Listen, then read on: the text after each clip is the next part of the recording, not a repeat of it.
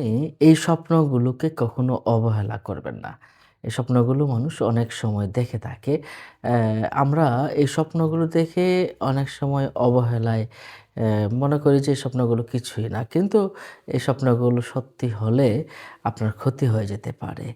বিভিন্ন রকম ক্ষতি হয়ে যেতে পারে। তাহলে আসুন আমরা এই বিষয়টা একটু বিস্তারিত জেনে নেই। কোন স্বপ্নগুলো দেখলে আপনাকে একটু সাবধান থাকতেই হবে। বড় বিপদ থেকে আপনি বাঁচতে হলে স্বপ্নের বিষয়গুলো জানতে হবে। পুরোটা ভিডিও দেখতে আমাদের সাথে থাকুন। আর স্বপ্নের ব্যাখ্যা করছি আমি মাওলানা কাজী আমিন তাফহিম। আপনি যদি এমন দেখেন যে আপনি বারবার ভয়ংকর কোনো স্বপ্ন দেখছেন, বারবার ভয়ংকর কোনো স্বপ্ন দেখছেন, যে আপনাকে কেউ ধাওয়া করছে, কি স্বপ্ন বারবার দেখছেন। তাহলে বুঝবেন আপনাকে জাদুটোনা করা হচ্ছে। অথবা কবর, বারবার কবর দেখছেন, জঙ্গল দেখছেন, অন্ধকার দেখছেন। তাহলে জাদুটোনার কিছু আলামত আছে।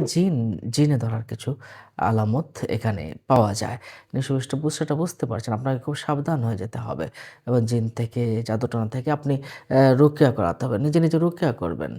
জিন দূর করা, জাদু দূর করা যে রুকিয়াগুলো YouTube এ পাওয়া যায়, এগুলো আপনি বেশি করে করবেন।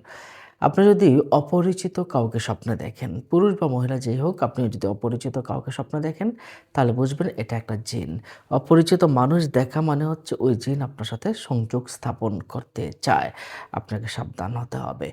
আপনি যদি এমনটা দেখেন, আপনি আকাশের একদম উপরে চলে গেছেন, অথবা আকাশ থেকে আপনি পড়ে গেছেন। এমনটা দেখলে বুঝবেন আপনার মনে হয় আপনার লাইফের সময় বুঝি চলে যাচ্ছে। আল্লাহর কাছে হাজিরা দেওয়ার সময় বুঝি হয়ে গেছে, অর্থাৎ আপনার মৃত্যু হওয়ার সম্ভাবনা রয়েছে। আপনি দুঃস্বপ্ন দেখলে আল্লাহর কাছে আশ্রয় চাবেন। আল্লাহর কাছে আপনি মদদ চাবেন, "আল্লাহ আমাকে সাহায্য করুন। আমাকে এই ভয়ঙ্কর স্বপ্নগুলো থেকে আমাকে হেফাজত করার জন্য আল্লাহ আপনি আমাকে সাহায্য করুন।" অথবা আমাকে এই ভয়ঙ্কর দুঃস্বপ্নগুলো আর দেখাবেন না এবং এর খারাপই থেকে আল্লাহ আপনাকে হেফাজত করুন। তো এভাবে আল্লাহর কাছে কিন্তু আশ্রয় প্রার্থনা করতে পারেন।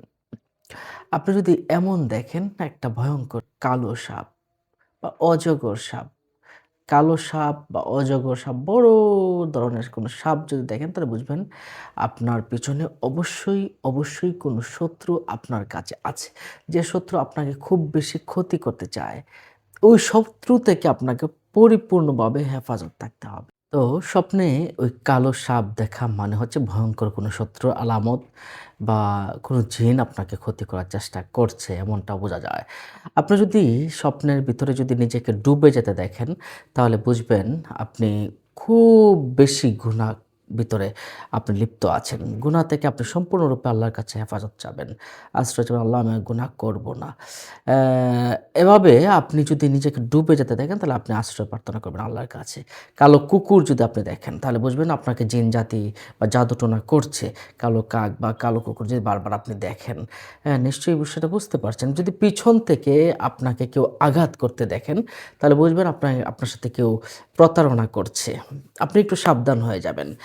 আপনি ইঁদুর যদি দেখেন বা ইঁদুরকে শিকড় কাটতে দেখেন, তাহলে বুঝবেন আপনার স্ত্রী থেকে আপনি একটু ক্ষতিগ্রস্ত হওয়ার সম্ভাবনা আছে এবং আপনার বুঝি একটু প্রবলেম হয়ে যাচ্ছে।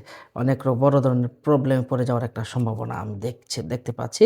আল্লামা ইবনে সিরিন রহমাতুল্লাহি আলাইহি সহ বিভিন্ন স্বপ্ন বিশারদগণ এই কথাটাই বলেছেন। আমি রিসার্চ করে এটা দেখেছি। আপনি যদি নিজের ঘরে আগুন লাগতে দেখেন, তাহলে আপনার বিভিন্ন রকম বিপদ-আপদ আসতে পারে। রিজিকও কমে যেতে পারে।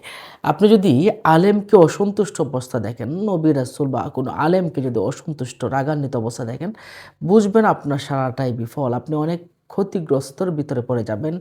আপনি এই স্বপ্ন দেখার সাথে তওবা ইস্তেগফার অবশ্যই করবেন। হ্যাঁ, আপনি যদি অন্ধ লোক দেখেন, চিন্তা ভাবনায় পড়ে যাওয়ার সম্ভাবনা আছে। আপনি যদি নাচতে দেখেন, নাচানাচি করতে দেখেন, তাহলে বিপদে পড়ার সম্ভাবনা আছে। আপনি যদি জুতা হারাতে দেখেন, জুতা হারিয়ে ফেলেছেন, তাহলে আপনার রোগ ব্যাধি আসার সম্ভাবনা আছে। কারো সাথে যদি ঝগড়া করতে দেখেন, তাহলে আপনার বিপদ আসার সম্ভাবনা আছে। নিশ্চয়ই বিষয়টা বুঝতে পারছেন সম্মানিত দর্শক ও শ্রোতা। আপনাদের কোনো প্রশ্ন থাকলে আমাদের কমেন্ট বক্সে প্রশ্ন করতে পারেন। ভালো থাকুন, সুস্থ থাকুন। দেখা হবে পরবর্তী ভিডিওতে। আসসালামু আলাইকুম ওয়া রাহমাতুল্লাহ।